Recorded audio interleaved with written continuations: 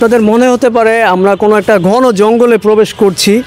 এই রুমের ভিতরে প্রতিনিয়ত অনৈতিক কাজ চলতো। অনৈতিক কাজ বলতে নারীদের সাথে একটা মেলামেশার সম্পর্কের কথা আমরা জানতে পারলাম। আর আমাদের যেই পীর দরবেশ ছিল সে তো এটাকে দিয়ে অনেক হাজার হাজার কোটি টাকা ব্যাংক থেকে লোন নিয়েছে, ওটা দেউলিয়া করে ফেলতে ব্যাংকগুলোকে। স্কয়ার কোম্পানির মালিক আপনাদের কেন স্যালারি দেবে? কার স্কুলে মাঠ নাই? দর্শক, আমরা এখন দাঁড়িয়ে আছি বাংলাদেশের অত্যন্ত জনপ্রিয় একটি ক্লাবে, যে ক্লাবে ফুটবল, ক্রিকেট সহ নানান ধরনের খেলা হয়ে থাকে। এই ক্লাবটির নামটি যদি আপনাকে এখনই আমি বলি তাহলে আপনারা চিনে ফেলবেন।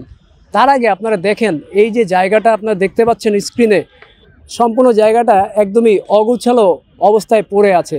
যেদিকে তাকাবেন শুধু ঘন জঙ্গল মনে হবে। আদৌ এটা কিন্তু কোনো ঘন জঙ্গল না।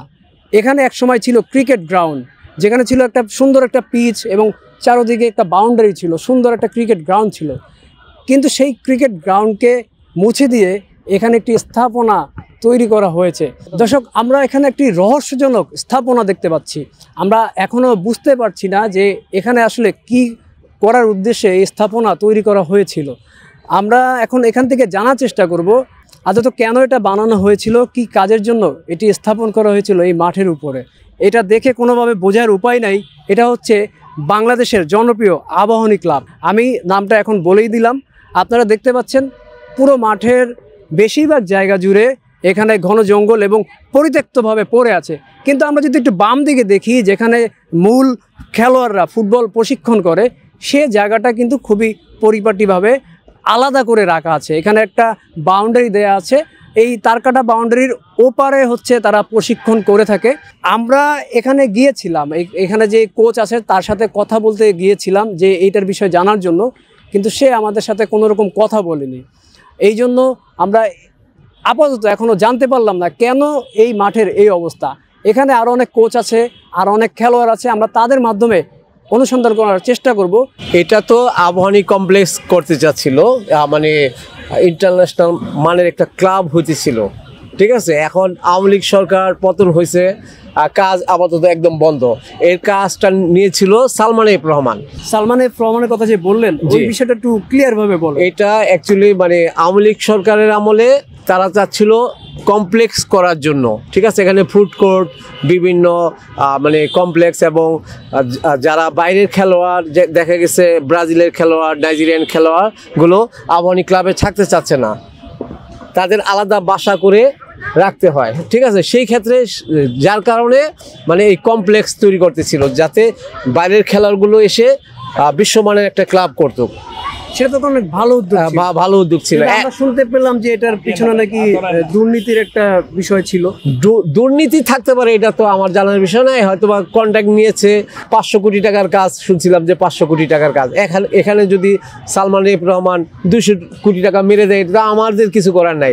এখন মনে করেন কমপ্লেক্স হলো না, মাঠই তো সাধারণ পাবলিকে খেলতে পারতেছিল না। এই যে আওয়ামী লীগ সরকার পতনের পরে এখন আমাদের একাডেমি, ফুটবল একাডেমি আবার চাঙ্গা মোটামুটি। আচ্ছা, এই বিষয়টা আমি শুনতে পেয়েছি জি, এখানে খেলতে দিত না, কাউকে ঢুকতে দিত না, এমন একটা অভিযোগ শুনতে পেয়েছিলাম। হ্যাঁ, ট্রাক আসতো, মালের ট্রাক আসতো, মাল আস্তে আস্তে এখানে সিনকেট হইতো, ঠিক আছে। এই জন্য এরা এগো সেপের জন্য, যেহেতু ভালো মানের ক্লাব করতো, এই জন্য বন্ধ রাখছিল, ঠিক আছে। এই যে ঘটনা, মাঠ এক সময় কমপ্লিট হওয়ার পরে খুলতো, হয়তো বা কাঠ সিস্টেম থাকতো, মাঠ দারুণ হইতো। যেমন আপনার শেখ জামাল মাঠ, আওয়ামী লীগ সরকার তো নাই, এখনো কি শেখ জামাল মাঠে খেলতে দেয় মানুষে? এই জায়গাটা কিন্তু একেবারে বলা যায় ঝুঁকিপূর্ণ। এখানে যদি এই পাশে যে ঘাস দেখতে পাচ্ছি, মূল মাঠে যেমন ঘাস দেখতে পাচ্ছি, এরকম যদি একটা পরিবেশ চারপাশে থাকতো, তাহলে যারা শিশু কিশোররা যারা খেলা শিখে তারা ইনজুর হওয়ার সম্ভাবনা থেকে বলা যায় যে অনেকটা নিরাপদে খেলতে পারত। এখন সেই ক্ষেত্রে আপনার এই যে এইসব টিনের দেয়াল যা আছে, এগুলো ভেঙে দিয়ে মাঠ মানে কি বলবো, বুলডোজার দিয়ে সমান করে বালু ঠালু ফেলে ঘাস লাগিয়ে অন্তত 2 থেকে 3 মাস বর্ষা সিজনে বন্ধ রাখলে ঘাস তৈরি হবে। তারপর যদি মাঠটা খুলে দেয় তাহলে মাঠটা সুন্দর হবে। এখানে ভিতরে কি আর কেউ আছে? একটু সাথে আসেন ভাই, একটু বুঝিয়ে দিন আমাদের। আপনাদের মনে হতে পারে আমরা কোনো একটা ঘন জঙ্গলে প্রবেশ করছি। দেখে এরকমই মনে হচ্ছে। আমার চারপাশে বড় বড় গাছ এবং কাশফুলের একটা পরিবেশ দেখতে পাচ্ছি এখানে। ঠিক এই জায়গায় একটা সময় ছিল একটি ক্রিকেট গ্রাউন্ড, খুবই মনোরম সুন্দর একটি ক্রিকেট গ্রাউন্ড ছিল, যেই ক্রিকেট গ্রাউন্ড এখন আর এখানে দেখে বোঝার কোনো উপায় নাই। আমি যে সামনে অগ্রসর হয়ে আরেকটু দেখাবো, সেটা দেখাতেও আমি ভয় পাচ্ছি, কেননা এতটাই ঝোপজঙ্গল, কোথায় সাপ লুকিয়ে আছে সেটা তো আমি বুঝতে পারবো না। তবে আমি দেখাতে পারবো আপনাদের যে এখানের পরিবেশটা কিভাবে এখন দেখা যাচ্ছে। আমার পিছনে যে স্থাপনাটা দেখতে পাচ্ছেন, এই স্থাপনাটা করা হয়েছিল একটি কমপ্লেক্স হিসাবে, যেখানে খেলোয়াড়রা বিভিন্ন সুযোগ সুবিধা নেবে।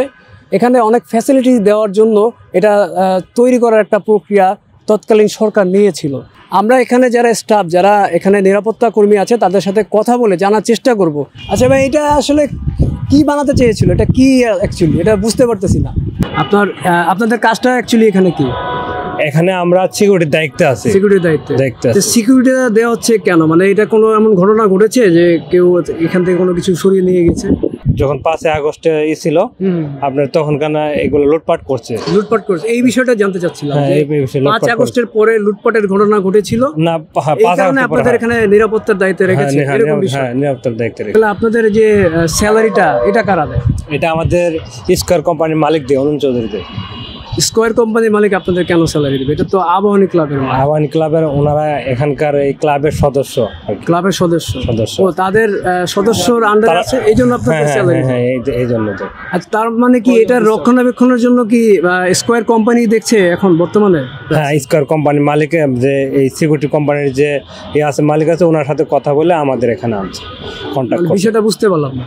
আচ্ছা, আপনারা কতজন আছেন এখানে স্টাফ? এখানে আমরা আছি 9 জন। 9 জন আছেন। আপনাদের বেতন কতটুকু, মানে কিরকম ভাবে দেয়? আমাদের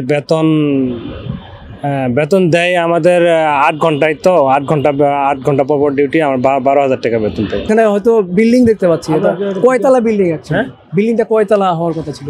এটা কয়তলা হওয়ার কথা ছিল এটা আমরা জানি না মূলত। মানে এমনি দেখে বলতে পারেন না? আপনার তো সবসময় থাকে। এটা ভ্রমণ ক্লিয়ার করা এই পর্যন্ত।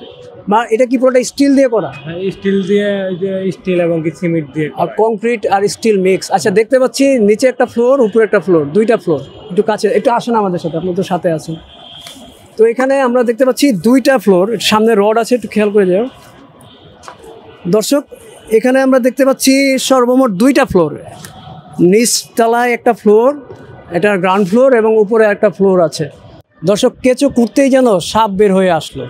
আমরা পূর্বে শুনেছিলাম এই স্থাপনাটা সালমান এফ রহমানের নির্দেশে তৈরি করা হয়েছে, কিন্তু এখন যেটা শুনতে পেলাম, এটার বর্তমান দায়িত্ব স্কয়ার কোম্পানির হাতে চলে গিয়েছে। তাদেরই নির্দেশনায় এখানে রক্ষণাবেক্ষণের কার্যক্রম চলছে, যেটা শুনে আমরা বেশ অবাক হলাম। দর্শক, এখানে একটি আটকে ওঠার মতো একটা বিষয় আমরা জানতে পারলাম। আমার সামনে আপনারা একটা রুম দেখতে পাচ্ছেন, ছোট্ট একটা রুম, একটি জানালা এবং একটি দরজা দেখতে পাচ্ছি। আমরা ভিতরে যেতে যেতে এই রুমের গল্পটা আপনাদের শোনাই। আপনারা ভিতরে যে রুমটা দেখতে পাচ্ছেন, এখানে একটি অ্যাটাচ ওয়াশরুমও আমরা দেখতে পেলাম, এখানে একটি চৌকি দেখতে পাচ্ছি, এবং আমরা শুনতে পেলাম এই উপরে নাকি একটি এসি ছিল, এবং এই রুমে কি চলতো সেটা শুনলে আপনারা সবাই আটকে উঠবেন। আমরা যদি একটু পিছন থেকে দেখাই, এই রুমের ভিতরে প্রতিনিয়ত অনৈতিক কাজ চলতো। অনৈতিক কাজ বলতে নারীদের সাথে একটা মেলামেশার সম্পর্কের কথা আমরা জানতে পারলাম, যেটা এই রুমটার ভিতরে হতো। এটা কে করতো, কারা করতো, এটা অবশ্যই তদন্ত সাপেক্ষে দেখা উচিত। এখানে কিভাবে অনৈতিক কাজ চলতে পারে, এখানে নারীদের সাথে কিভাবে আমোদ ফুর্তিতে মেতে উঠতে পারে রাতের আধারে। তো এই যে কমপ্লেক্স ভবনটা আমরা দেখলাম, এটার বিষয়ে আমরা অনেকই শুনেছি, এবং অনেক কথা শুনে সেই অনুযায়ী আমরা এখানে অনুসন্ধান করতে এসলাম। এখানে এসেছিলাম আমার পিছনে যে স্থাপনা দেখতে পাচ্ছেন, সেটা রহস্য খোঁজার জন্য। কিন্তু আমরা ধাপে ধাপে যখন অগ্রসর হলাম, এটা রহস্য জানতে পারলাম, তখন কিন্তু আমরা একদমই পুরোপুরি অবাক হয়ে গেলাম। একটা কোম্পানি থেকে আবাহনী ক্লাব রক্ষা পেলেও এটা এখন হস্তান্তর হয়ে যাচ্ছে অন্য একটি কোম্পানির হাতে, যেটা খুবই চাঞ্চল্যকর। একই সাথে এখানে যেই স্থাপনাটা করা হয়েছিল, সেটার যে উদ্দেশ্য ছিল, হয়তো সেটা মহান উদ্দেশ্য ছিল, কিন্তু এটার পিছনে ছিল বড় লেভেলের পুকুর চুরি এবং দুর্নীতি, যেটা আপনারা আমাদের প্রতিবেদনের মাধ্যমে দেখতে পারলেন। দর্শক, পরবর্তীতে নতুন কোনো অনুসন্ধানে আপনাদের সাথে দেখা হবে। আপনার এলাকায় যদি এমন কোনো ঘটনা দেখতে পান সেটা অবশ্যই আমাদের কমেন্টে জানাবেন। আমরা চেষ্টা করব সেটা দেশবাসীর কাছে উন্মোচন করার। কার স্কুলে মাঠ নাই? তোমাদের স্কুলে মাঠ নাই, একটু দেখাও তো, বড় করে দেখো। তোমাদের কার কার স্কুলে মাঠ নাই? আমার এই কি অবস্থা, খবর নাই কোনো কিছু না? এই তো আসলাম ব্যস্ততার মধ্যে। হ্যাঁ আসলাম।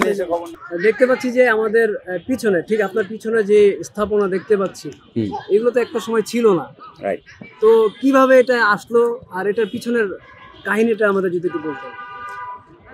কিভাবে আসছে, এটা আসলে আধ্যাত্মিক শক্তি। তো কারণ বিগত গভর্নমেন্ট ছিল, তারা তো এটা ফ্যামিলির ইয়ে করে ফেলছে, ট্রেডিশন করে ফেলছে, যে ফ্যামিলিগত ক্লাব করে ফেলছে, তাই না? আর আমাদের যেই পীর দরবেশ ছিল, সে তো এটাকে দিয়ে অনেক হাজার হাজার কোটি টাকা ব্যাংক থেকে লোন নিয়েছে, ওটা দেউলিয়া করে ফেলছে ব্যাংকগুলোকে। পীর দরবেশ বলতে কাকে বুঝেছেন? Salman F Rahman? Right, Salman F Rahman. উনি এটাকে পৈতৃক সম্পত্তি করে ফেলছে। হ্যাঁ, যার জন্য এটা হচ্ছে, যদি আজকে এটা গভর্নমেন্ট প্রজেক্ট হতো, প্রজেক্টটা কমপ্লিট হতো। আর আমাদের ক্রিকেট মাঠটা নষ্ট করে ফেলছে, নাম্বার 1। আর নাম্বার 2, আমাদের এলাকার ছেলেপেলে যে ফুটবল খেলতো, এরা এখন মাঠে আসতে পারে না। মাঠে আসতে, মাঠের পরিবেশ নেই।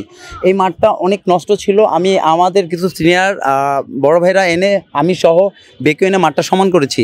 এখন এই মাঠটা আরও সংস্কার করতে হবে, বাট এটা তো লট অফ মানি নিড। তো এই টাকাটা তো গভর্নমেন্ট দিচ্ছে না, আমরা কালেক্ট করে আস্তে আস্তে করতেছি। তো এই জন্য মাঠটা একটু ঠিক করতে সময় লাগছে। আপনার পিছনে কিন্তু এখানে ক্রিকেটের একটা গ্রাউন্ড ছিল, যতটুকু আমার মনে পড়ে। তো অনেক কিছুই পরিবর্তন হয়ে গেছে এই স্থাপনার কারণে। তো এইটা নিয়ে একটু বিশ্লেষণ যদি করতেন, বিস্তারিত যদি আমাদের বলতেন। আসলে এখানে কথা বললে অনেক কথা বলতে হবে, আর দু একটা কথা না বললে না, যে এরকম যে এই মাঠে আফ্রিদি থেকে শুরু করে ব্র্যান্ড লারা শুরু করে আমাদের বাংলাদেশের যত স্টার, বা সুমন ভাই, তারপরে হাবিবুল বাশার বুলবুল, ওনাদের থেকে শুরু করে যত লিজেন্ড প্লেয়ার আছে বাংলাদেশ টিমের, আকরাম খান, এরা সবাই এই মাঠে খেলেছে। এটা ধানমন্ডি স্টেডিয়াম ছিল, কিন্তু এরপরে বিগত আওয়ামী লীগ গভর্নমেন্ট আসার পরে আস্তে আস্তে মাঠটা নষ্ট হয়ে গেছে। এটাকে কী করতে চেয়েছিল এরাই জানে। ক্রিকেট স্টেডিয়ামটা অফ, ফুটবলটা শুধু রেখেছে, কিন্তু এলাকার ছেলেপেলেকে টোটালি অফ খেলার জন্য। এলাকার ছেলেপেলে যখন খেলতে আসছে, এদের গেটে ঢুকতে দেয়নি, প্লাস তাদের নামে মামলা দিয়েছে। ওই ছেলেগুলো এখনও মামলা শেষ হয়নি, অনেকে মাঠে আসতে ভয় পায়, মাঠের পরিবেশ নেই। আচ্ছা, কোন অভিযোগের মামলাটা তাদের দায়ের করেছিল? তাদের মামলাটা হচ্ছে, তাদের এখানে যে প্রজেক্ট করতেছে, প্রজেক্ট থেকে নাকি চুরি হচ্ছে। আসলে যারা খেলতে আসে, যারা কি চুরি করতে আসে? কখনোই না। হয়তো বা তাদের খেলা থেকে হেনস্থা করার জন্য এই জিনিসটা করছে। এখন যারা নতুন দল কারা আসবে জানি না, এরাও যদি এসে সেম কাজ করে, তাহলে এখনকার বাচ্চারা যাবে কোথায়? আর আমি যে কথাটা বলতেছিলাম যে মাঠ দখলে রেখেছে, মাঠটা আসলেই দখলে রেখেছিল এতদিন। ভয়েস অফ পিপল দেখতে চোখ রাখুন প্রতি শুক্রবার রাত ৮টায়।